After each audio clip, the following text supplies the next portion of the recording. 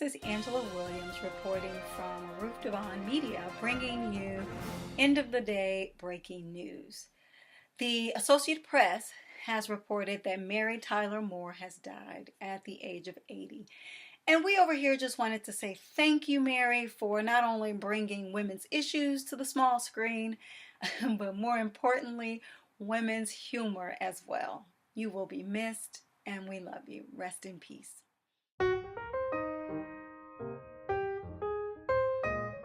Also coming through the news cycle is Donald Trump. The campaign promises, I should say controversial campaign promises that he had been touting during the election process, it looks like are finally coming to light. Donald J. Trump is calling for a total and complete shutdown of Muslims entering the United States until our country's representatives can figure out what the hell is going on.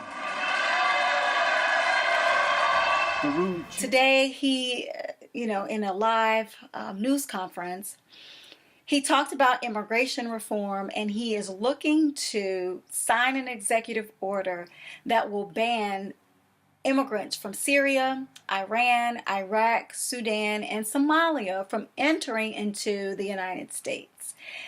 Now, he can, in fact, issue an executive order to that effect.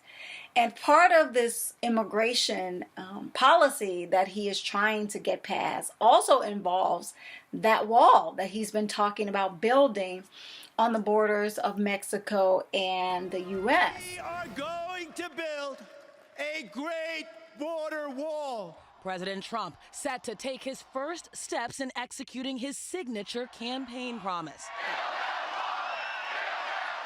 And he can sign an executive order to that effect as well. But the one shining beacon through this is that he can sign the order and it be a law on paper, but it cannot be executed without congressional approval, because a president cannot allocate funds without the approval of Congress.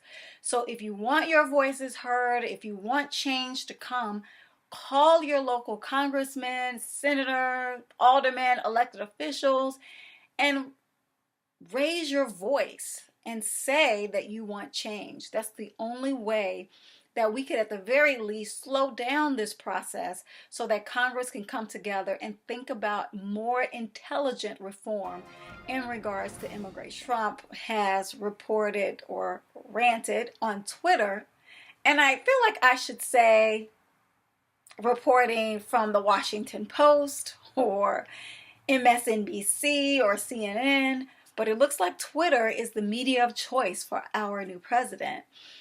But on Twitter, he is calling for an investigation on voter fraud.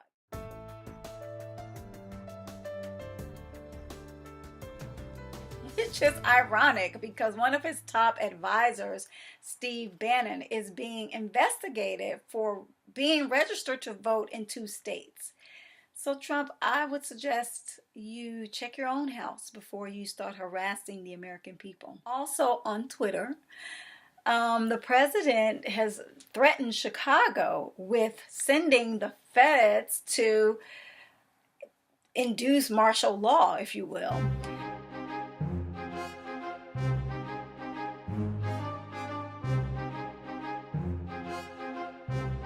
So this came out after a report by Bill O'Reilly that in 2017 there have been 228 shootings in Chicago. Now keep in mind that's only 24 days, people. So Chicagoans, including myself, agree that there should be something done about the crime rate that's seemingly continuing to escalate. We have a challenge right now, specifically but not limited to the South Side and the West Side, where we have a level of shooting and a level of gun violence that's unacceptable and must come to an end. We were thinking more of coming to the table with city officials and talking about education reform or programs that gets kids off the street and put them in a safe environment so they can thrive, so they won't result to committing acts of violence against their neighbors, neighborhoods, and people around them. So before we talk about martial law, Donald Trump, can we think about some more viable solutions that will help the issue of crime in Chicago? I mean, we're just asking. And finally, Trump is, I feel like I should say President Trump, but it just seems so wrong on so many levels. But President Trump is thinking about attacking sanctuary states. Now, these are states that open their arms and welcome immigrants from all over into their areas or in their providences and give them a safe space to live and thrive while they're waiting for the immigration process to defend them. But he's looking at implementing or withholding federal funding for those states who do not release the names of nonviolent, undocumented immigrants, as he calls them, to the federal government. So, as I said before, you have to get involved. You have to stay informed because some of these things happened, these policies and executive orders happened in the dead of night, and we're just hearing about them today at press conferences. So stay informed, call your elected officials, raise a fuss. We have to stay vigilant in resisting some of the nonsense that's coming out of this administration. I'm sorry, I had to say it. But how about some good news, people? The Huffington Post is reporting that Barry Jenkins is a trifecta in effect.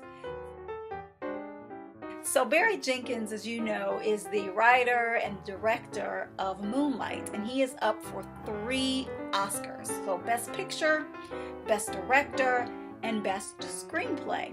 And this would be the first time in history that an African American has won 3 nominations, and that's keeping our fingers crossed, 3 nominations in 3 separate categories for an Oscar win. So, Barry, we're rooting for you. Let's get it done, right? And also, Black Enterprise is reporting or asking us to keep our eyes open for a new millennial CEO that's giving Prada a run for its money. Kendall Miles is the creator of Kendall Miles luxury shoe brand. And apparently she is giving Prada some competition in sales, in design, and also just brand presence. So look out for her on blackenterprise.com and check and see who is redefining the luxury shoe industry.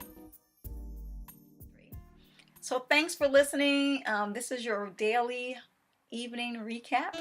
And that's the truth, Ruth, Devon. I know, corny. Keep us posted and we will keep you posted.